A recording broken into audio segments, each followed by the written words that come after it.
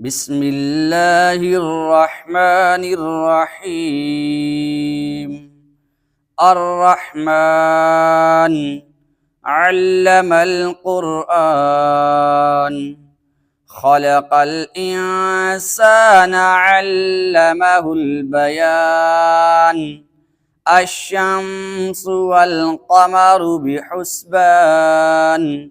والنجم والشجر يسجدان والسماء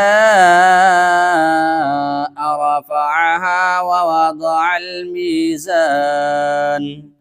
ألا تطغوا في الميزان وأقيموا الوزن بالقسط ولا تخسروا الميزان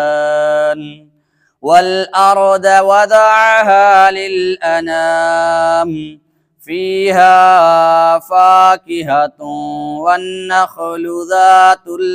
الأكمام والحب ذو العصف والريحان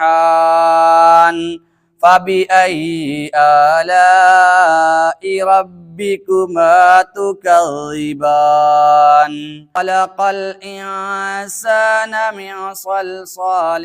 كالفخار وخلق الجان من مارج من نار فبأي آلاء ربكما تكذبان رب المشرقين ورب المغربين